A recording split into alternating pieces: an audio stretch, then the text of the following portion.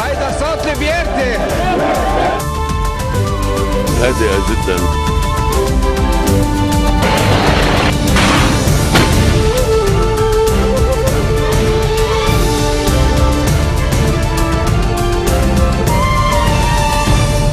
Good afternoon. You're watching the English newscast on Future Television. I'm Linda Tamim, and these are today's headlines. Polls open in the second phase of Lebanon's municipal elections. Interior Minister Nahad Mashnout says the voter turnout reaches 25% in Jounieh and 34.3% in the Mount Lebanon governorate. Hundreds of pro-government troops are killed in Aleppo and Deir ez-Zor provinces in Syria as armed opposition groups and government forces are fighting over control of several areas. The U.S. Secretary of State John Kerry is in Saudi Arabia seeking to enlist its support ahead of a potential showdown with Russia at crunch talks on the conflict in Syria and Libya. Polls have opened in the second phase of Lebanon's municipal and Mukhtar elections, with heated battles taking place in a number of Mount Lebanon towns between different alliances. The Interior Ministry said elections in 45 municipalities have already been decided by acclamation. However, battles are taking place in the key cities of Jounieh, Sin el-Fil, Babda, Hadas, Ghbeiri and other areas. The Interior Ministry said around 20,000 security forces members were going to be deployed at polling stations around the country at each phase of the voting.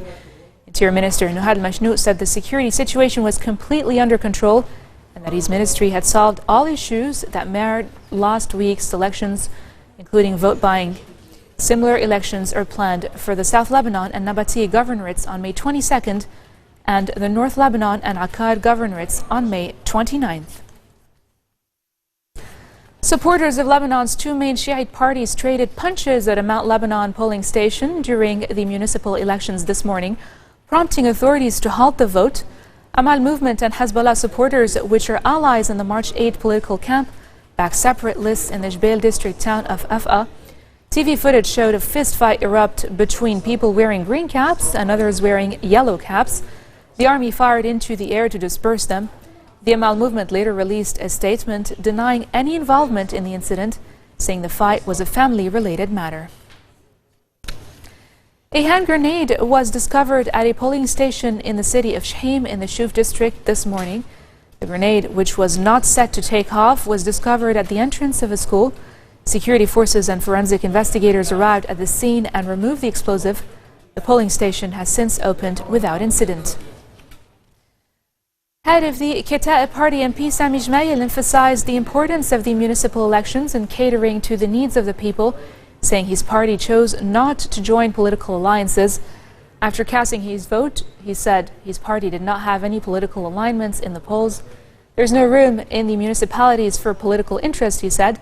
If others want to politicize these polls, then they will be exploiting the people. We should allow the municipalities to cater to the people and we should leave politics out of it.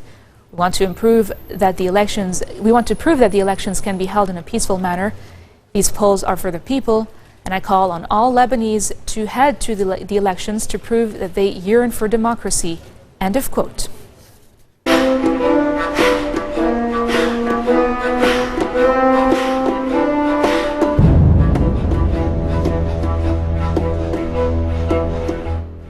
Moving on to Syria, hundreds of pro-government troops have been killed in Aleppo and Deir ez-Zor provinces as opposition armed groups and government forces are fighting over control of several areas. The Syrian Observatory for Human Rights says at least 170 pro-government troops have been killed in clashes that occurred in Khan Tuman and Deir ez-Zor city. On the ground, there are conflicting reports about the fate of Al-Assad Hospital in Deir ez-Zor city. Government forces claim to have scored a small victory by retaking the facility from fighters of the Islamic State of Iraq and the Levant group. ISIL, however, is still in control of other parts of the city. Coming up next, Jamala from Ukraine wins the 2016 edition of the Eurovision Song Contest with the song 1944. Stay tuned.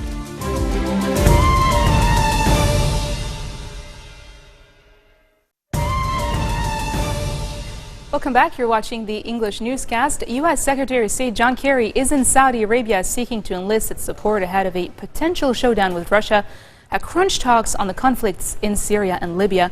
Riyadh has been a key supporter of rebels fighting to overthrow the Damascus government of President Bashar al-Assad. Its allies, Cairo and Abu Dhabi, have also been major supporters of the administration in eastern Libya, which is still withholding its support from a UN and US-backed unity government in Tripoli. Kerry and his Saudi counterpart Adel al-Jubeir discussed regional issues, mainly developments in Syria. The official Saudi press agency says King Salman and Kerry discussed aspects of cooperation between the two countries and developments in the region, as well as efforts in that regard. Kerry also discussed cooperation in fighting terrorism with Crown Prince Mohammed bin Nayef, who is also Interior Minister. A suicide bomber has killed at least 25 new recruits inside a police compound in the southern Yemeni city of Mukalla in an attack claimed by ISIS. The victims were queuing up to register when the bomb went off. 25 others were wounded. It was the second deadly blast in 4 days to hit the city, a hub for Al-Qaeda, before the militant group was pushed out last month in an offensive by Yemeni troops backed by a Saudi-led coalition.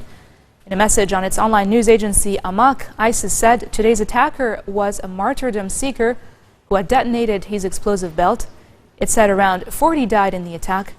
Before being forced out, Al-Qaeda militants took advantage of more than a year of war between the Iran-allied Houthis and supporters of the Saudi-backed President Abd Rabbu Mansur Hadi to carve out a mini-state stretching across much of the southern coast, including Mukalla.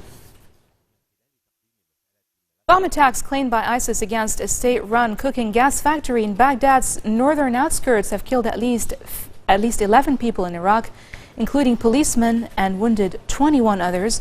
A suicide car bomb went off at the entrance of the facility in Taji, allowing another vehicle carrying at least 6 attackers with explosive vests to enter the facility, where they reportedly clashed with security forces. A spokesman for Baghdad Operations Command said 3 of the facility's gas storage units were set alight amid the violence before security forces were able to bring the situation under control. Dozens of police and army vehicles rushed to the facility, where shooting lasted for about an hour. Amaq news agency, which supports ISIS, said the group's fighters were behind the attack. Prime Minister Benjamin Netanyahu told French Foreign Minister Jean-Marc Ayrault that Israel remains opposed to a French initiative for an international conference to try to revive peace talks. Palestinians welcome the proposal, but Israel is concerned an international forum will try to dictate terms for a peace deal. In public remarks to his cabinet after meeting Ayrault, Netanyahu said, "I told him the only way to advance genuine peace between us and the Palestinians is through direct negotiations between us and them without preconditions." Israel made the same arguments in the formal response it gave last month. France hopes an international conference will set out a framework for peace negotiations after U.S. efforts to broker a 2-state deal collapsed in April of 2014. Moving on to Africa, regional and Western powers gathered in Nigeria to discuss the war with Boko Haram, as the United Nations said the group posed a major threat to security in West Africa. Leaders from Benin, Cameroon, Chad and Niger were among the delegates, alongside French President François Hollande and high-ranking diplomats from the US, the UK and the European Union. The leaders were expected to sign new agreements on further defense as part of a regional security summit in Nigeria's capital, Abuja. Nigeria is seeking closer military cooperation to bring to an end nearly 7 years of violence in the northeast, which has left at least 20,000 dead and forced more than 2.6 million people from their homes. The UN Security Council said the talks should help develop a comprehensive strategy to address the governance, security, development, socioeconomic and humanitarian dimensions of the crisis.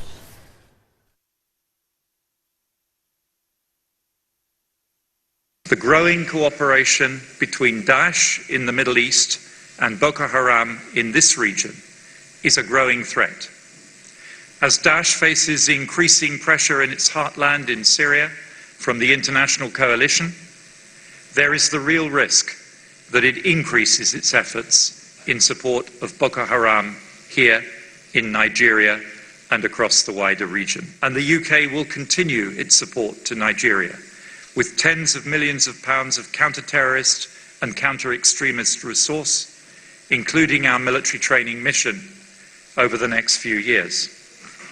We've already trained almost 1,250 Nigerian personnel in counter-insurgency ahead of deployment on operations in the northeast. We also remain absolutely committed to the efforts to find and return the Chibok girls and the many others taken by Boko Haram from their families and from their communities. I think I'm the only person in this room that is for the first time in Abuja and in Nigeria. We can't win without good schools and hospitals, good vocational training and good jobs, especially for young people, boys and girls. Good governance against corruption, good tribunals with a guarantee of no impunity and justice for all. A politically charged song has won the Eurovision Song Contest 2016, better known for Kitsch and Glitz, with a victorious Ukrainian entry featuring lyrics about deportations by the Soviet Union. Jamala, 32, won the contest on Saturday night with 1944, a song about strangers coming to kill you all, saying, "We're not guilty," remembering a time when Joseph Stalin deported Tatars from Crimea. Jamala, herself a Tatar, stood alone on the Stockholm stage and sang "You Think You Are Gods" against a blood-red backdrop.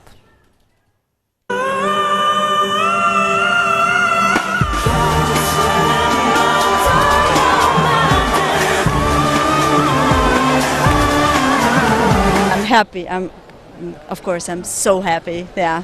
You know, this contest was so powerful. What do you think?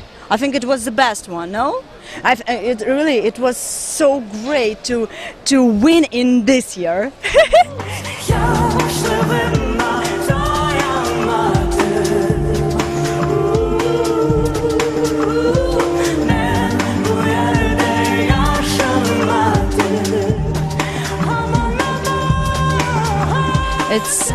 It's so hard to explain what I'm feeling.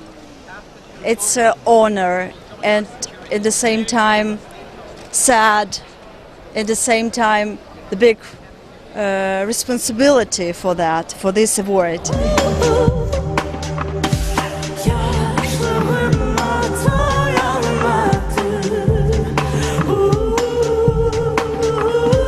I dedicate this song to my country, to my great-grandmother. I'm so appreciate for your love, for that you voted for me. It's a big opportunity and big responsibility for me, and I hope that you will enjoy in Ukraine. So welcome to Ukraine. This marks the end of our bulletin for today. Now for a reminder of our headlines. Polls open in the second phase of Lebanon's municipal elections. Interior Minister Nuhad Mashnout says the voter turnout reaches 25% in Jounieh and 34.3% in the Mount Lebanon governorate. Hundreds of pro-government troops are killed in Aleppo and Deir ez-Zor provinces in Syria as opposition armed groups and government forces are fighting over control of several areas. U.S. Secretary of State John Kerry is in Saudi Arabia seeking to enlist its support ahead of a potential showdown with Russia at crunch talks on the conflicts in Syria and Libya. Those are your top stories in English for today. I'm Linda Tamimna. Thank you all for watching. وهيدا صوت اللي بيرتي هادئة جدا.